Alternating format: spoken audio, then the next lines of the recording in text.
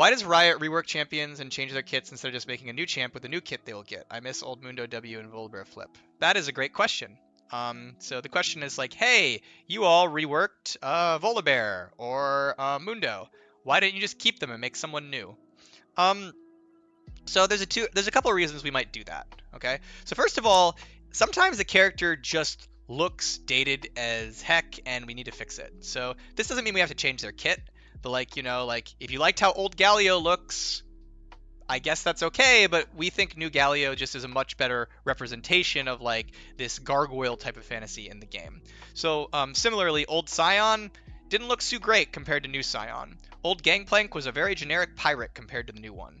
And so one of the reasons we're going to rework a character is just because their visuals are dated in ways that not only look bad, but probably aren't good representations in like the modern game of like whatever fantasy they're trying to represent. So that's one of the reasons we'll rework a character. Now, of course, that's just visuals, right? So that's the part of this question was like, well, why don't you just keep the kits, right? Like, why are you reworking a character and getting rid of their kit? I like the old kit.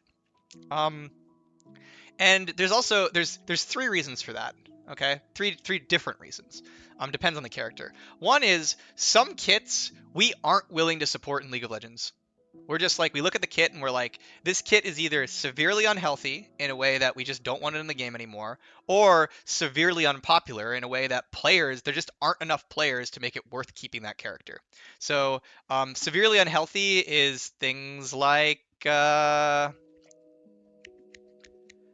good example of both was Old Scion. Old Scion was severely unhealthy and severely unfun. And so, like, we removed him. We changed him. Old Urgot was severely unhealthy and severely unfun. We changed him. Old Aatrox wasn't unhealthy, but he was unfun, so we changed him. Old Aurelian Soul wasn't unhealthy, but he was unfun, so we changed him. And so one of the things is, like, we kind of have, like, a minimum we're willing to accept in terms of a champion's play rate. And when a champion gets below that minimum, we kind of, like, look at that and we're like, yeah, this just doesn't have the audience that it needs to, like, be worth supporting this character in the game. Because you got to remember that every character in the game, you know, they need to be balanced, they need to be tuned, they need to be bug fixed, they deserve to get skins, right? But when a character is severely, critically unpopular and underplayed, suddenly it's like not nearly worth as much to make a skin for them, and it's not nearly worth as much to like have to deal with their bugs every time that like a bug comes up, things like that. And so then it's like, hey, we probably need to do something about this character given how unpopular they are. And so basically, one of the reasons is like they aren't delivering. They don't have that player base. Another reason we would rework a character is because even if their current kit is good or even okay, even if their current kit is like okay, it doesn't work with the fantasy the character is trying to present in like a strong enough way. So as an example of this is Irelia. Irelia's old kit, actually, like, she was decently popular. She wasn't, like, giga popular, but, you know, she was decently popular, and, like, the old kit was, you know, it was kind of fun. You know, dash around, targeted some people. But, like, it didn't really make any sense with, like, the Psychic Blade Dancer. It just didn't really feel like you were a Psychic Blade Dancer. And so sometimes when we update a character, we're saying like, hey, this character's fantasy is a certain way, and this kit really just isn't hitting it, and it needs like a fresh take. And so sometimes we look at that. And then finally, a last reason we would have to update a character is it might be that their current kit or mechanics are just so incredibly buggy or flawed that they're just not worth supporting in the game. So the prime example of this is Old Yorick. Old Yorick, for those of you who don't know, Old Yorick had this ultimate where he could resurrect his allies. He'd put it on them, and he'd get a copy of them he could fight with, and then if they died, it would resurrect them as a ghost. That was one of the buggiest spells ever made in League of Legends. And you could be like, well, August, what about Viego? Nope, Yorick was buggier. What about Old Mordecai? Nope, Yorick was buggier. Like, every single champion had 3 days set aside for their champion designer to fix all the Yorick bugs that would eventually show up.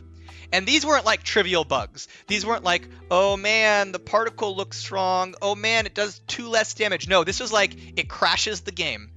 It makes Karthus literally invulnerable. It makes Yorick literally invulnerable. Like, that spell had, like, the most insane bugs. And so it ended up being such a massive dev cost for all the times we had to, like, just upkeep it every time we did anything that we ended up reworking Yorick, partially because he was just unpopular and unfun, but also because his bugs were just so bad that we needed a new character there. We needed a new ult. In fact, like, one of the reasons old Yorick, a fact about old Yorick is we deliberately kept old Yorick undertuned, like weak, purely because he actively degraded game quality when he was in it in terms of bugs. Not in terms of like frustration, but in terms of bugs. Like, literally, the more Yorick games there were, the more crashes there were in League of Legends. The more Yorick games there were, the more there was, like, times where, like, some person just literally turns invincible. And so we deliberately kept him weak because it was actually just degrading to like, physical game state if he was in the game. So yeah, that's old Yorick, and like, that was one of the reasons we reworked him. A more recent example of this is Neeko. Neeko had that passive of, like, you know, she could turn into other people, and that passive actually is unsurprisingly very, very buggy. And it had a lot of upkeep, but it was also incredibly weak, and it almost never used. And so we had this thing where Neeko was putting a bunch of, like, bug pressure on other characters, which was a lot of work, but it tended to not be worth the bugs because it was like, well, no one even uses Neeko passive. And so one of the reasons we did the midscope with Neeko is that Phlox thought, not only could I make this character more fun, but actually I could make this passive more used, so it's actually, like, worth supporting it more. And so then now we have current Neeko, which is, like, an awesome midscope. Like, Phlox just destroyed it with that midscope. It's very cool. Why, as designers, you guys force new champions to have so overloaded kit and just be better at everything than old champions? Urcho, I have a question for you. Is Nefiri better at everything than old champions?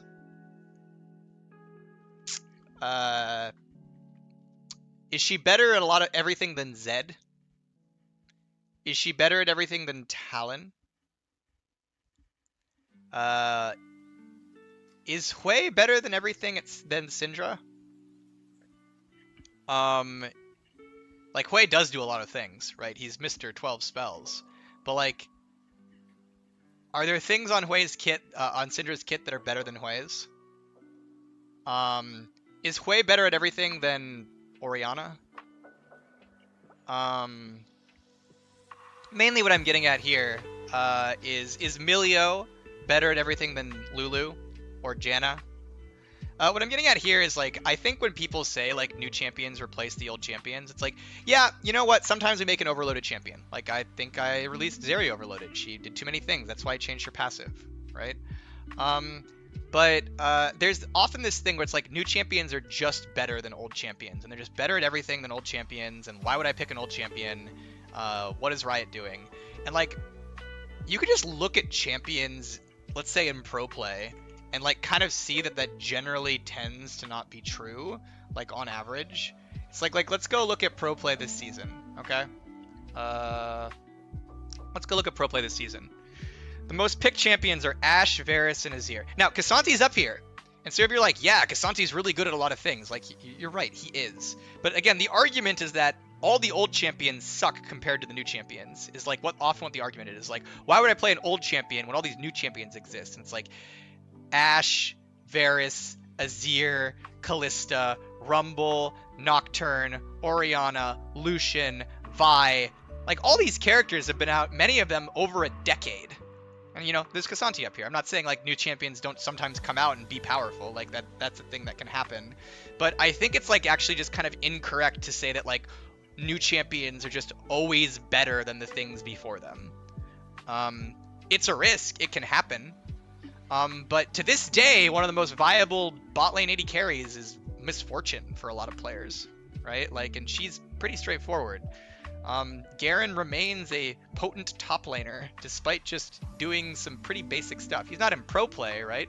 But, I mean, he did show up at Worlds a little bit, but, like, there's a lot of people in, like, high MMR last season being like, what is Stridebreaker Garen? What is going on here? Stridebreaker, what was it? Stridebreaker in that, like, Hullbreaker, there we go. What is Hullbreaker Garen, right? Like, and so I just generally think that like if you're making the argument that new champions are just always better than old champions and just always are going to replace them, I just don't think it's true.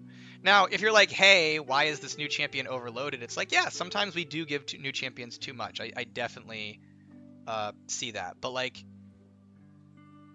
characters like Lux have been the most popular champion in League of Legends since her literal release, and it has never changed. And so it's like, yeah, there's characters who might be stronger than Lux in certain ways, but Lux remains an incredibly viable and potent pick to this day. So, yeah.